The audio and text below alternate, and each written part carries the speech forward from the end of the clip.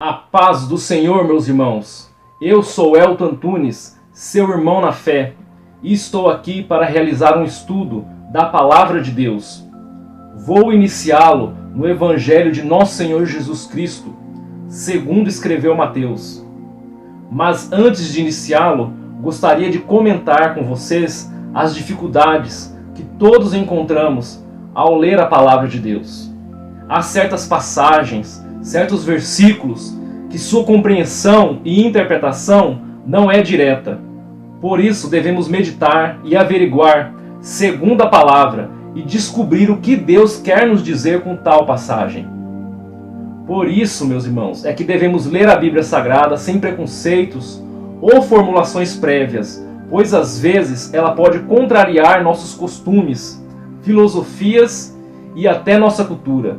Mas escute e absorva tudo o que ao longo desse projeto for falado, pois aqui, meus irmãos, você encontrará a verdade e ela precisa ser buscada. Vemos o caos que impera hoje no mundo. Há tantas maldades, tantas corrupções, que às vezes nos perguntamos: será que podemos encontrar uma saída de toda essa confusão? Podemos ler diversos livros, seguir diversas pessoas, seguir partidos políticos, mas em nenhum desses lugares encontraremos o que está aqui. E é lendo a palavra que encontramos algo especial, que nos libertará de toda a ilusão. Por isso é que eu te peço, venha comigo ao longo dessa caminhada. Vamos juntos, de corpo, alma, mente e coração, procurar por essa pérola preciosa. Ao longo desse trabalho, não quero apenas ficar citando versículos ao vento, mas absorvê-los e vivê-los. Este é meu principal objetivo com esse estudo. Primeiramente, antes de começarmos, devemos saber que Mateus escreveu este Evangelho de Nosso Senhor Jesus Cristo por volta de 80 a 100 anos depois de Cristo. Alguns estudiosos mais rigorosos dizem que foi no ano 50 depois de Cristo. E seu principal objetivo era apresentar a Jesus, seus ensinamentos, falar sobre o reino dos céus e o cumprimento das Escrituras do Antigo Testamento por Nosso Senhor Jesus Cristo. Não se trata meramente de uma história, ou de uma biografia ou teologia, ou de uma confissão de fé, mas sim de uma combinação de todas essas coisas, adicionada à revelação da verdade e do mundo espiritual, que muitas vezes ignoramos. Vamos então começar. Abra sua Bíblia no capítulo 1, no primeiro versículo de Mateus. Lá lemos bem assim, meus irmãos: a genealogia de Jesus Cristo. Livro da genealogia de Jesus Cristo, filho de Davi, filho de Abraão. Abraão gerou Isaque, Isaque a Jacó, Jacó a Judá e a seus irmãos. Judá gerou a Tamar, a Pérez e a Zera. Pérez gerou Esrom, Esrom a Arão. Arão gerou a Aminadab, Aminadab a Naasson, Naasson a Salmão. Salmão gerou Raabe e a Boaz. Este de Ruth gerou Obed, de Obed a Jessé. Jessé gerou ao rei Davi, e o rei Davi a Salomão, da que fora mulher de Urias. Salomão gerou a Roboão, Roboão a Abias, Abias a Asa.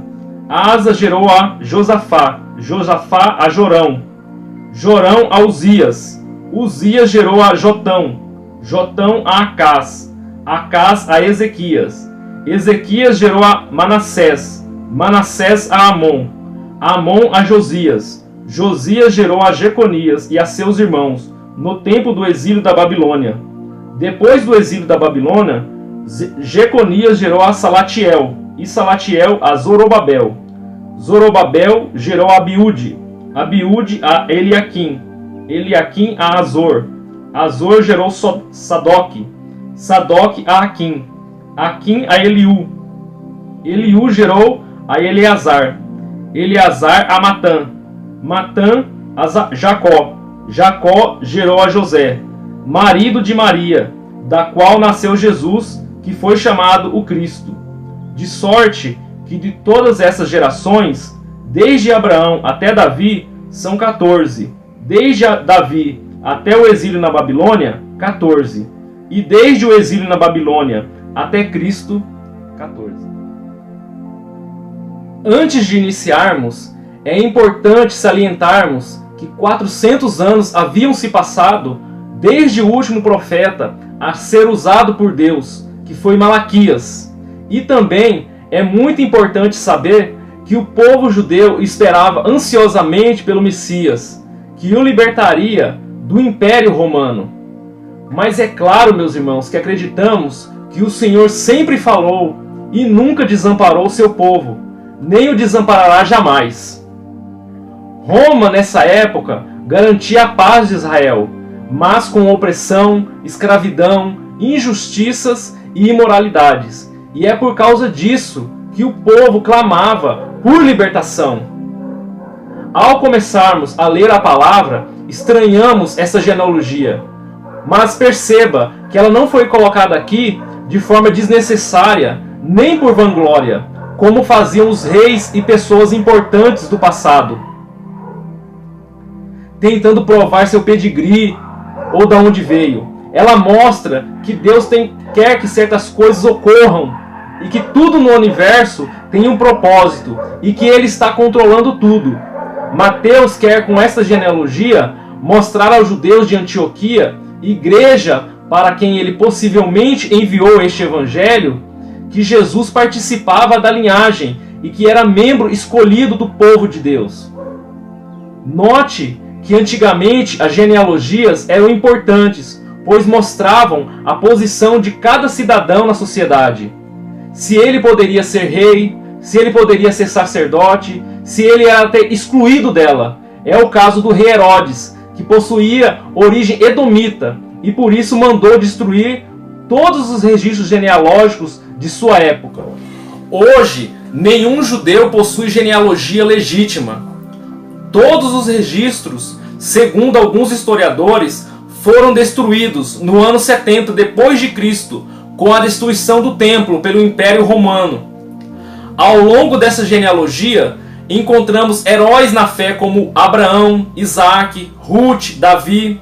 Vemos pessoas comuns como Naasron, Aquim, ímpios como Manassés, Abias. Vemos assim que a obra de Deus não é limitada por fracassos ou pecados humanos.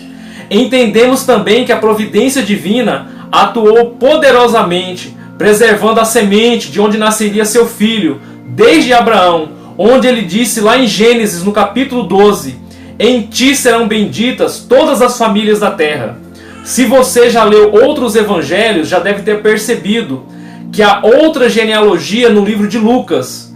E por isso, podemos traçar paralelas entre esses dois evangelhos, aonde Mateus traça a linhagem de Jesus a partir de José, Lucas a partir de Maria, mas os dois levam até o rei Davi, para quem Deus havia feito a promessa, e confirmarei o trono do seu reino para sempre, lá em 2 Samuel, no capítulo 7. Também podemos notar que Mateus vai até Abraão, pois ele escreveu aos judeus e queria ressaltar a origem de Jesus como pertencente ao povo escolhido. Já Lucas vai até Adão, pois ele escreveu aos gentios e queria mostrar que Cristo é o Salvador de toda a humanidade. É claro, pessoal, que nós hoje sabemos que tanto Mateus quanto Lucas escreveram seus evangelhos para nós, pois é através deles que conhecemos a Cristo e nos tornamos participantes de sua família. Pois, quando nós o aceitamos como nosso suficiente Salvador, nos tornamos seus filhos. Vemos também em Mateus sua preocupação em apresentar Jesus como alguém que está cumprindo todas as profecias do Antigo Testamento e que ele é o Messias, ou seja, o ungido esperado. Podemos agora dar uma pausa e parar para pensar um pouco e questionarmos: será que o homem existe para esse mundo? Ou, na verdade, o mundo existe para o homem? Em Cristo percebemos que ele é livre deste mundo. Quando eu falo mundo, eu me refiro a toda a produção humana, pois diz a Bíblia que ele jaz no maligno. Não me refiro, é claro, ao planeta Terra e à natureza. Cristo veio para esse mundo, mas ele não se corrompeu com ele. Ele não tem inveja, nem joga contra a vontade de Deus. Ele não correu atrás de posições nem de cargos, nem ficou preso ao passado de seus antepassados. Aliás, seu único desejo era fazer a vontade de Deus. Lembremos sempre, meus irmãos, que seu reino não é desse mundo. Voltando aos estudos, outro ponto também que podemos abordar nessa linhagem de Nosso Senhor Jesus Cristo, escrita por Mateus, são as 5 mulheres que aparecem na ascendência de Jesus. Vemos Maria, sua mãe, de origem judia, Tamar, que teve relações com seu sogro, que era de origem cananeia, Raabe, ex-prostituta, também de origem cananeia, que morava nas muralhas de Jericó. Ruth era moabita e se casou com Boaz, que dá à luz a Obed, avô de Davi.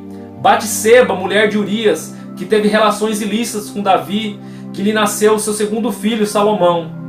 Veja que dessas 5 mulheres, 3 estavam ligadas a problemas na área sexual. Passando para o próximo tópico, temos também a preocupação de Mateus em salientar os 3 blocos de 14 gerações. Segundo alguns estudiosos, isso tornava fácil a memorização. E havia algo até interessante, pois a palavra Davi no alfabeto hebraico, sua somatória é 14, aonde a palavra Davi é composta por DWD, onde D vale 4 e o W 6. Então, se somarmos tudo, temos 14. Há também outra coisa interessante para aqueles mais atentos ao estudo da palavra. Se somarmos os 3 ciclos de 14, isto é, 14 mais 14 mais 14, temos 42. 42 gerações até Cristo. Se formos lá no livro de Números e contarmos quantos acampamentos fez Moisés desde sua saída do Egito até chegarmos a Canaã, a terra prometida, dá exatamente 42 acampamentos, apontando para nós que desde a promessa de Deus a Abraão até Cristo, a sua genealogia com 42 membros. Enfim, há outro ponto que quero abordar, e que se somarmos de Abraão até Davi, temos 1000 anos. De Davi até o cativeiro na Babilônia, 400 anos. E do cativeiro babilônico até Cristo, 600 anos, dando 2000 anos. Antes eu achava que era daqui aquele ditado que o povo dizia, que é 2000 chegarás, mas não passarás, sobre o fim do mundo. Essa só é mais uma outra curiosidade. E não podemos, é claro, meus irmãos, saber quando Jesus Cristo voltará. É isso, pessoal, que eu queria passar para vocês. Chegamos ao fim desse primeiro estudo. Espero que vocês tenham gostado, tenham aproveitado. Se puderem, deixe seu like, se inscrevam no canal Vida Cristã. Fiquem com Deus e até a próxima.